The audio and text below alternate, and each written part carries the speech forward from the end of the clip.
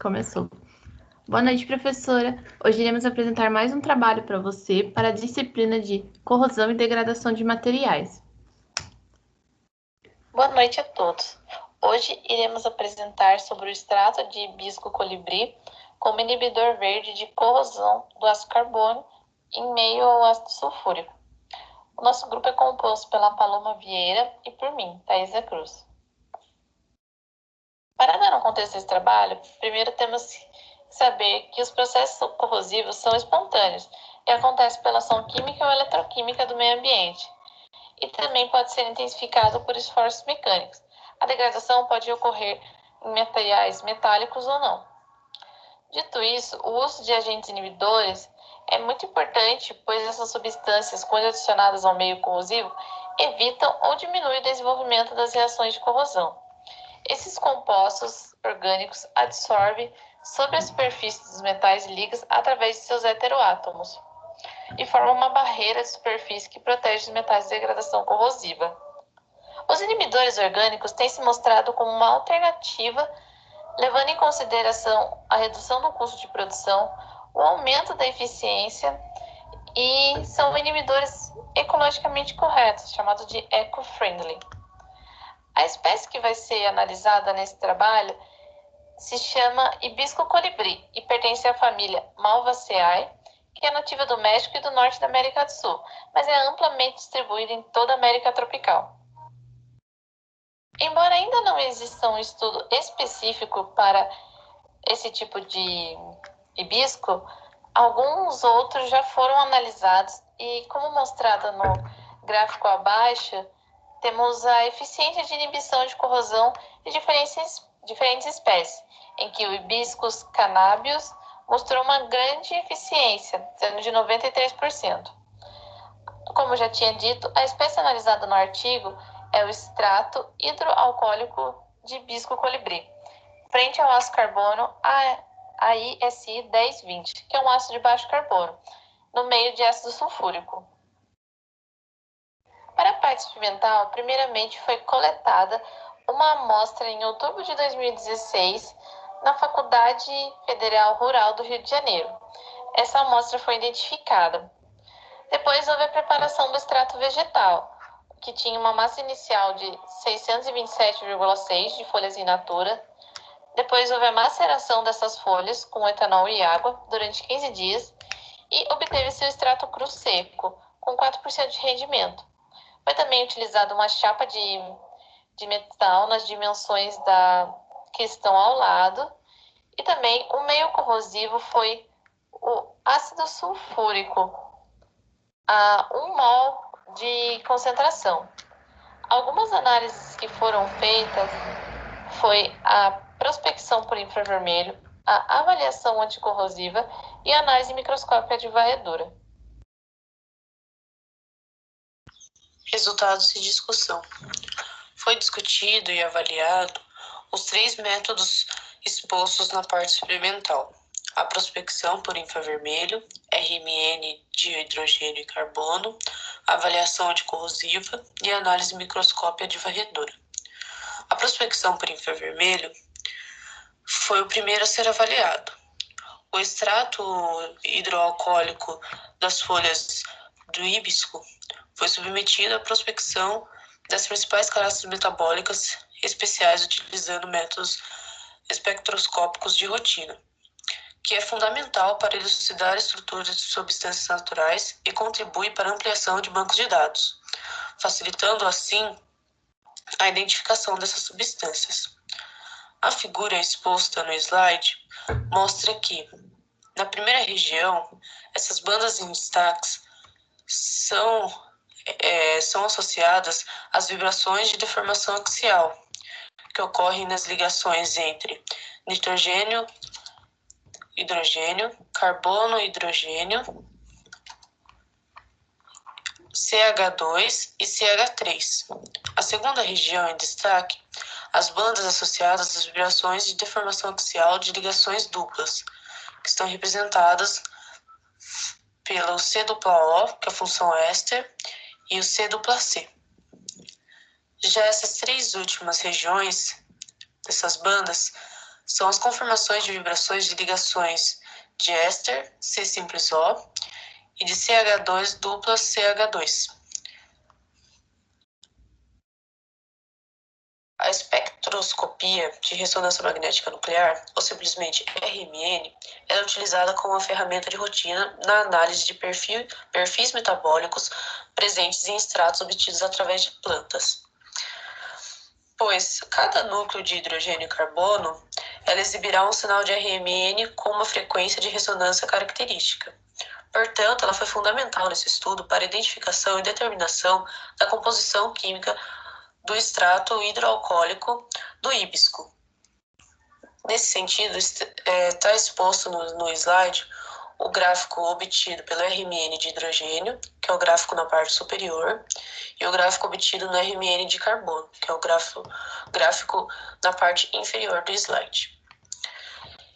Esse espectro de RMN apresentaram sinais característicos de esqueleto cíclico tertaprihórico presente no sistema heterocíclico das porfirinas. Portanto, a prospecção por infravermelho e o RMN de hidrogênio e carbono, ela possibilitou identificar essa principal classe presente no extrato do hidroalcoólico, que é a porfirinas. Isso faz com que ele apresentasse um efeito quelante frente aos íons de ferro, indicando assim a possibilidade de apresentar um efeito anticorrosivo. A avaliação anticorrosiva ela foi feita com dois cenários diferentes. Na primeira, ela variava o tempo de imersão com uma temperatura fixa de 308 kelvins e em diferentes concentrações.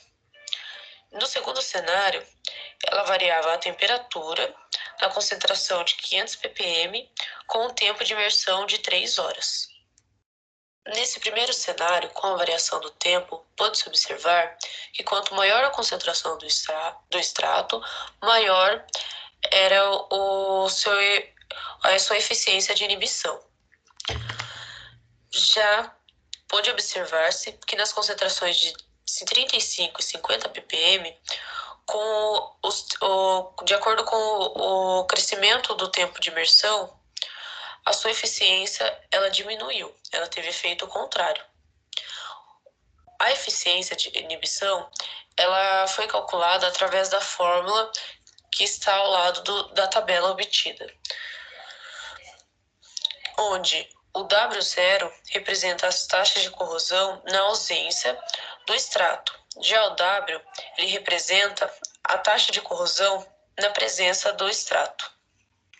As interações entre o extrato e a superfície metálica, ela foi estudada pela isoterma de absorção correspondente, que é determinada pela relação entre as concentrações de inibição do inibidor e o grau de cobertura da superfície. O grau de cobertura da superfície foi calculado por essa primeira equação, onde o grau é calculado pela diferença entre a taxa de corrosão sem o inibidor e a taxa de corrosão na presença do inibidor sobre a taxa de corrosão na ausência do inibidor. Essa relação da concentração pelo grau de cobertura, através dela foi possível obter o gráfico da concentração, da razão entre a concentração e o grau de cobertura versus a concentração. Após a linearização, foram obtidos bons valores de coeficiente de correlação e slope, que são próximos entre 0,999 e 1,01. O valor de slope próximo da unidade indica que a absorção do extrato obedece à isoterma, que assume. Isso comprova que a absorção ocorre em sítios específicos e homogêneos na superfície do absorvente. No segundo cenário, variou-se a temperatura e fixou-se a concentração de 500 ppm do extrato com o tempo de imersão de 3 horas. Com isso, pode-se observar que a concentração ela se mantém constante, praticamente constante, com aumento de temperatura, com exceção da última linha da tabela, com a temperatura de 338 kelvins, que mostra que decaiu a sua eficiência de inibição para tal temperatura. Com os dados da tabela, pode-se fazer a linearização através da regressão linear de acordo com a equação de Arrhenius. Com isso, foi obtido o gráfico exposto no slide, pelo Ln da taxa de corrosão versus a razão entre 1 sobre temperatura. De forma complementar, também foi calculado a entalpia de ativação aparente e a entropia de ativação aparente. Pode-se observar, através dos dados da tabela, um aumento nos valores da energia de ativação e na entalpia de ativação na presença do extrato. Isto é, a energia de barreira necessária para iniciar o processo corrosivo ela é maior, o que justifica a ação inibidora do extrato. Após o aumento de temperatura, foi observado uma diminuição nessa eficiência de inibição, o que pode ser devido à diminuição das interações eletrostáticas entre o inibidor e a superfície. A terceira e última avaliação foi a análise microscópica de varredura, no qual foi utilizado também 3 cenários diferentes. Na presença do extrato, após a imersão de 24 horas na solução de ácido sulfúrico, na concentração de 1 mol por litro. Na figura B, na ausência do extrato. E na figura C, antes da imersão na solução de ácido sulfúrico. Pode-se concluir que na figura A superfície ela é homogênea e contém menor rugosidade, confirmando assim o caráter inibidor do extrato do híbisco, observados nesses ensaios.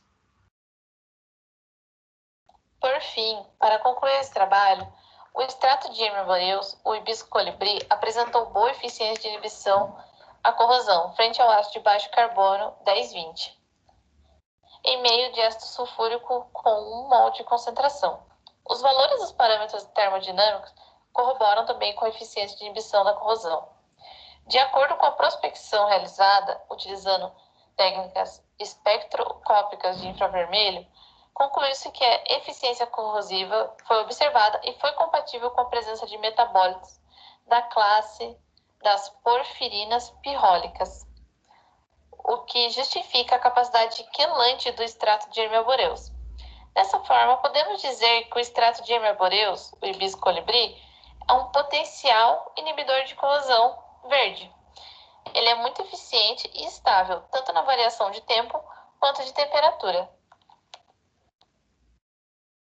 Gostaríamos de agradecer a participação de todos e por terem conferido a nossa apresentação.